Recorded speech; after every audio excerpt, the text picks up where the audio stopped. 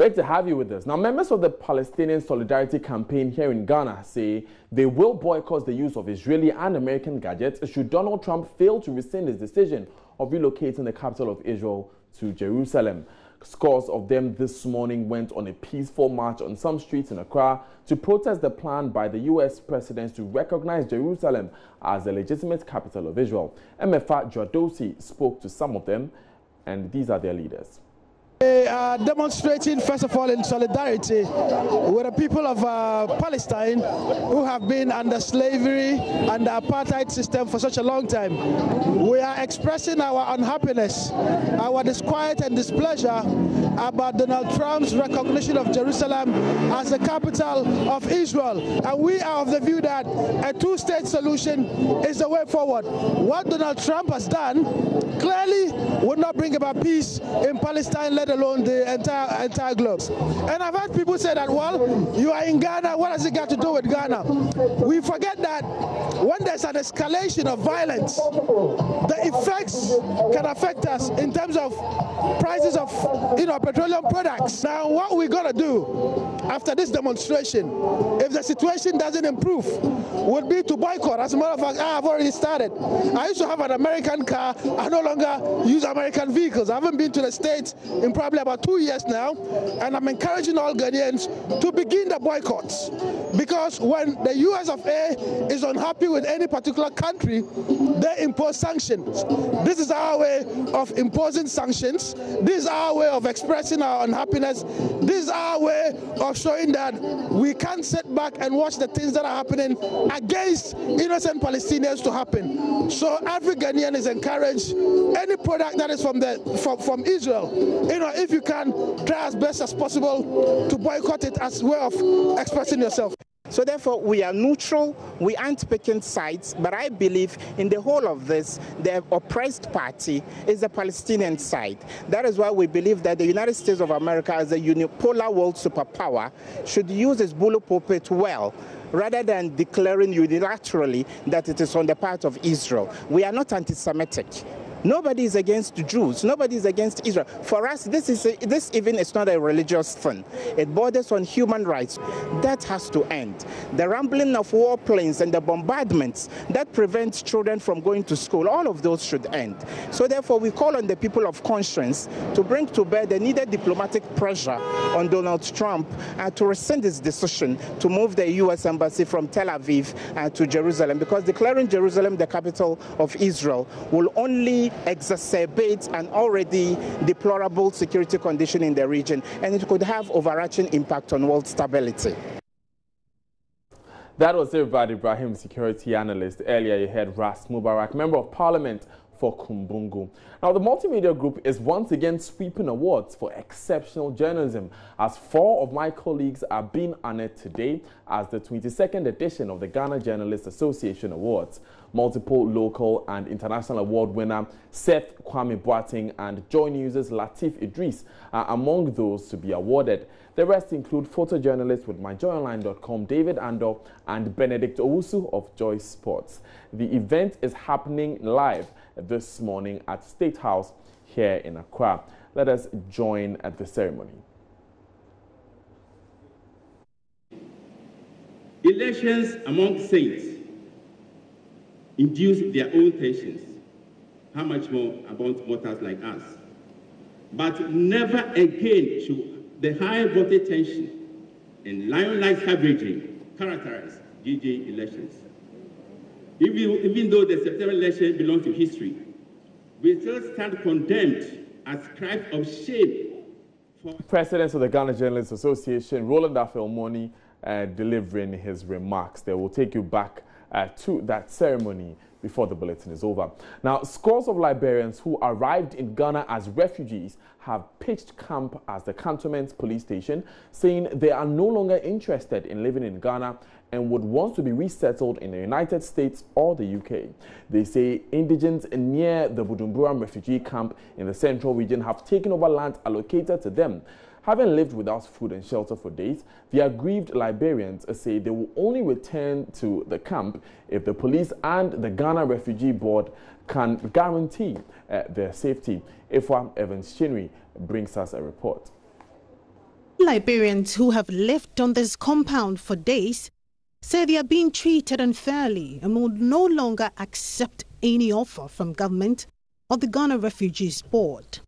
Although some of them were a little hesitant to speak to us on camera, they mentioned that they are willing to go to Togo if government decides to ignore their plea of seeking asylum in the United States of America.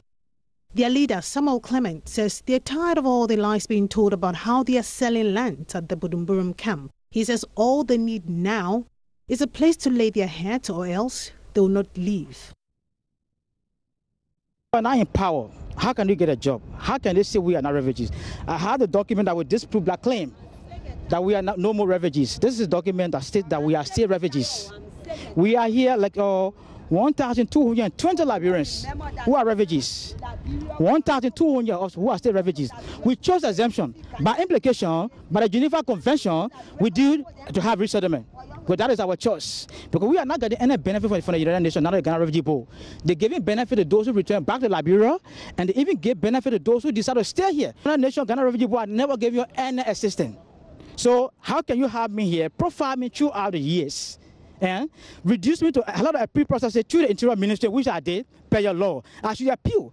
And after all, you tell me off saying that I should have nothing. You will give me nothing in return. Can someone do that to you? Have you for 27 years and gave you nothing? This is our situation. When the chief started marking our houses, we were under threat. We had nowhere to go. In time past, we went to the refugee board. They told us that you go to the United Nations. We go to the Interior Ministry. They said, you go to the United Nations because they brought you here. We went at the United Nations office. We picked it there for like 1 month, 3 days. Doing that, we wrote a petition asking that we should be there legally, in law, according to Ghana law, because we don't want to violate any public act. So we were there.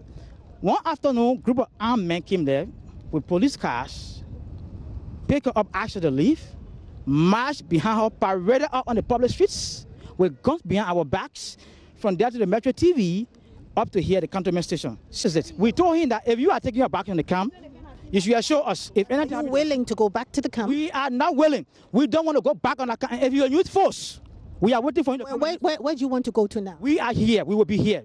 They brought us from the U.S. office where we should be, below. They brought us from there, forced for the token from them, brought us here. So it's here we will be. We are not going anywhere. Let radio go make it known to the entire world. We are not leaving here. We will not leave here today. Let him come and use force. That's all I can tell you now. Let him come and use force. This is the document that's still giving the right as the refugees. This is a United Nations text. They have the information. They are saying that they will take us back to the camp. They have made no preparation for us. And we are asking them now that they should assure us. If they don't assure us, we are not living here. In case anything happens to us, they will be responsible. Right now, what you need is assurance. Yes. We need assurance from the district commander who are saying he's bringing buses. We need assurance. If you cannot give us that assurance, we are not living here. So you can follow the news up. We are not living here. Meanwhile, the Refugees Board says the people can no longer describe themselves as refugees in Ghana, as the Liberian refugee situation had been brought to a close since June in 2012. Its program coordinator, Tete Paddy, says they've been giving all the assistance they need since they moved to Ghana. The Budumburum land was taken over by government in the early 80s. And it was at the time that that was during the revolutionary era. So the land was not acquired. It was actually just taken over by government. And when the Liberians came in seeking refuge, government had allocated that land to them for shelter to be put on them on the land for the refugees. Since then, people have gone to court claiming ownership. I'm aware that some people have judgment in their favor. And so the land does not belong to government. Now, with the Liberian refugees, the cessation clause came into effect in June 2012, at the end of June 2012.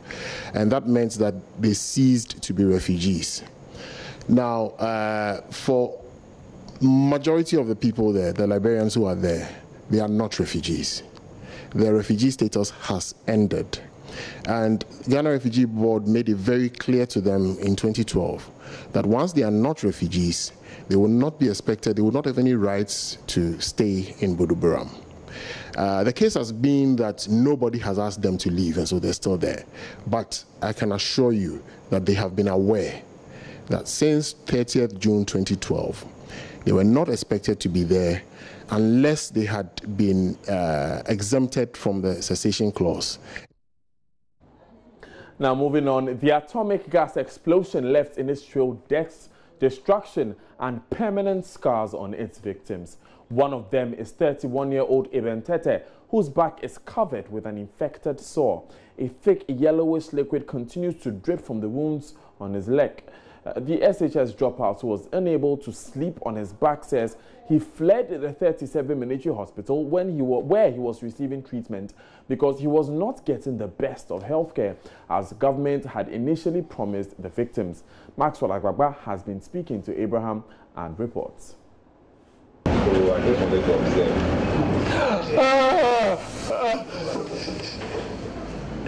Screams of shock as Abraham lifted his blood-stained long-sleeve shirt to show us the severe burns on his back. In fact, his entire back is burns and now turned a field of degenerating sore. The black skin layer on his back is completely off, leaving a pink cover. Abraham had struggled for almost 10 minutes to lift the shirt because it was stuck to the pink skin. At a point, he asked me if I could smell him when I got closer. That is not the only part of his body affected by the explosion. His legs rest on the floor as a thick yellowish liquid continuously drips from them. He sits on a bench as he narrates to me how he fell from the top of the atomic overhead bridge. The interchange. Yeah, I saw a journalist there who was taking a shot. So I just went to him and I was standing by him looking at the fire. Yeah. So all of a sudden, the second tank exploded. And in fact, you could see the fire with no smoke, but you could see it like a sunshine. It's more than a sunshine, heavy. So I and the journalist, okay, I'll call him a journalist because he said he's a Oman FM journalist. So we lied. I think that guy died. Yes. We lied on the floor. One side, the fire is at one side. So we just jumped off. From the top of the overhead? Yeah, we jumped. I fell backwards. From there, I couldn't see anything. Oh, I can't because it's very stuck to the wound. And unless you get some water. That is Abraham responding to me when I asked him to remove the bandana covering his head. The bandana is stuck to the injuries on his head. He said he usually applies water to it before he's able to remove it. Abraham says he was not satisfied with the treatment given him at the 37 military hospital, so had to leave to seek better help elsewhere. But as it appears, Abraham is worse off. They took me to a place called ICU. Yeah, that's where they took me. The treatment over there is solid. In fact, if I said I will show you some parts of my body, from here to my knee, to my elbow, you could see that it's okay over there. Yeah, it's almost like here. It's almost like here. We get good food there. They give us good food, good caretaking. You eat and you'll be satisfied. You fool yourself that, I'm enjoying. A few months later, and they decide to take us from where we are. Me to me, it's almost like half hell. Nobody cares about you. You'll be bandaged for like 4 days. You've seen my back. Yeah. It will be smelling, and it's very bad. Not me alone. We're about 5 in the room. Everybody has its own scent, and it's bad. So I decided to me myself that I will run away and go and look for help. Maybe that can solve my problem. I would say on my 2 weeks there, that time where I see you, that's where the vice president came. Yeah. He came telling us that the government is in support, and so they'll make sure everything. But as to what he said and to what I'm seeing there, I felt that, yeah, the government is in control. But the moment I came to Allied, and I felt that, no, the government is not in control at that place. Because your medicine will get finished, you will ask, and what they'll be telling you is the government is not providing anything, the government is not providing no money, blah, blah, blah. This bottle, for now, I don't see myself as a human. Yeah, because as I'm sitting like that, I'm smelling. I don't know if you are feeling it. No, yeah, but I'm smelling very bad. Yeah.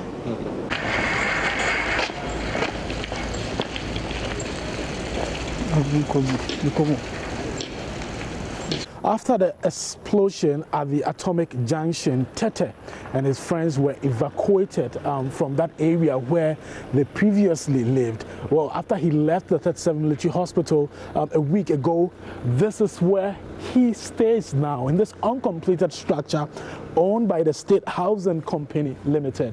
He sleeps on the first floor here because he cannot get access to his home any longer. I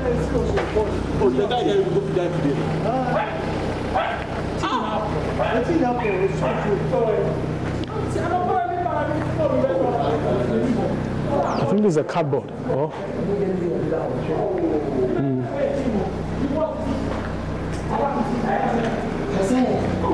I'm currently on the first floor where 32-year-old Tete now sleeps.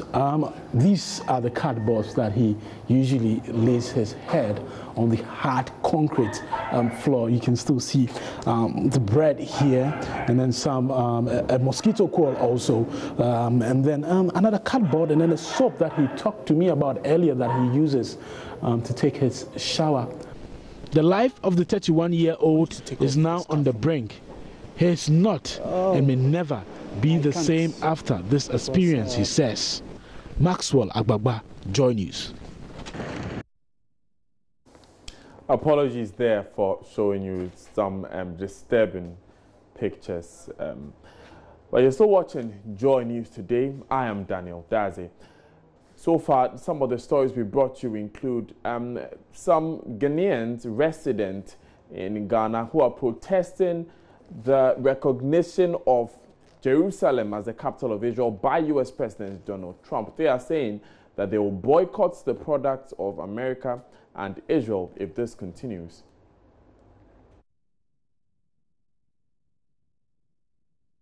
We're taking you to the Ghana Journalists Association Awards, which is currently ongoing at the banquet hall here in Accra. 4 of my colleagues here in Multimedia Group are receiving awards, and we'll be joining them. Stay with us.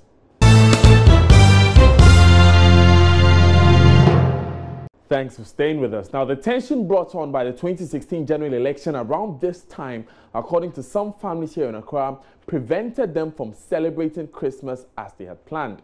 The euphoria is picking up in town about the festive season, and the relaxed atmosphere within which people are planning for the big day gives them assurance for a tense-free festivity this year. Joy News' Frank Addo has been speaking to the Amponsa family and reports they are feverishly preparing to have a memorable Yuletide this year. The Amponsa family lives at Adenta in Accra. There's a family of 5 members. Michael Amponsa is the head of the family. He is a pastor. Mike Amponsa Jr., Iram Amponsa, and Mark Amponsa are the only children in the family. They are all students. Their mother, Mary Amponsa, is a secretary.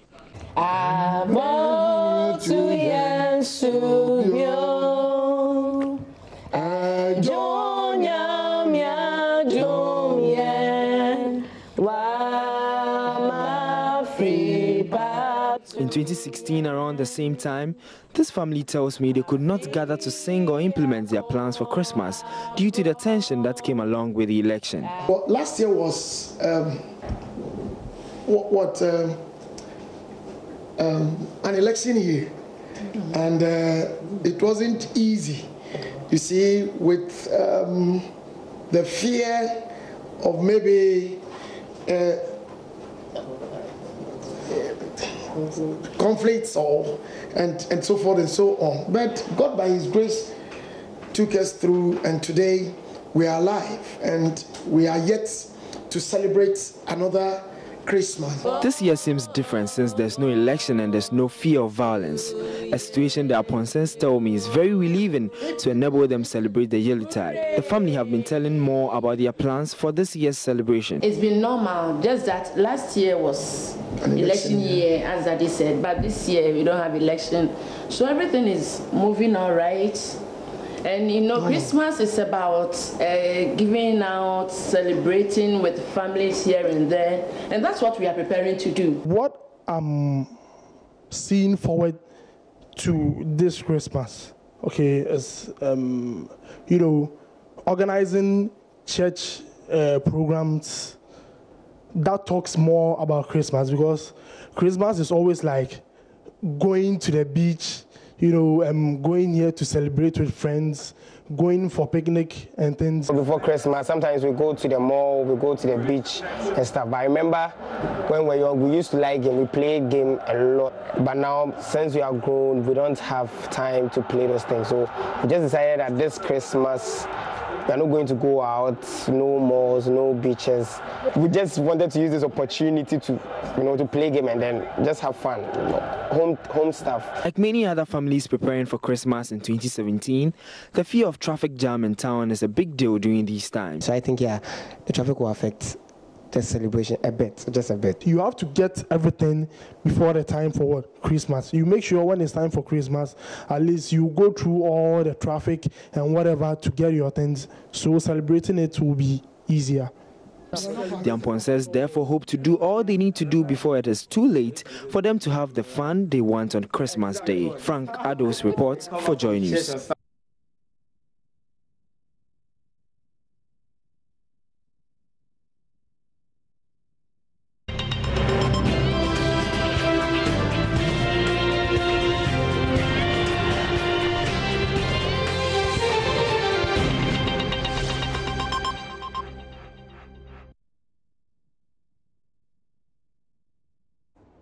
Now let's stay with issues having to do with Christmas, because some traders in Ho are urging governments to make funds available for the early completion of the Ho markets to enhance trading activities there. The traders are worried that though it is a few days to Christmas and nothing has changed. Now they are saying that some people are not buying their goods due to the economic hardships in the system. To me, Christmas hasn't changed for some decade now. It has always been the same. Nothing new and nothing old has changed. It used to be the days when we relied mostly on our parents and our maybe uncles and some well-wishers who may dash you one or two things. Now, I'm an independent candidate, if you should ask me. I don't rely on anybody. I rely on the little resources that I have, for which I spend with my family. I mean, talk of my nuclear family. And then to think of extended family, where I have to send a little to one or two people here and there. Times are hard. It's not easy to come by money. So the little we have, we are managing it. So to me, Christmas, if not for the weather that has changed, if you ask me, nothing much has changed about Christmas. For first time, they used to buy things, then you know that they are celebrating Christmas. But this time, nothing is not going on. We are just sitting down. There is no money in the system. Sitting down, we are waiting for the Christmas days to come so that we know that they are celebrating it. How do you use to celebrate the Christmas? Like, if they are buying, then you know that they are celebrating Christmas. But this time they are not buying anything, so we don't know that they are celebrating. In our tribe, When it is time for Christmas, all citizens outside the community comes back home for us to celebrate it together. Families gather to plan for next year. They also gather to discuss and plan towards the development of the community.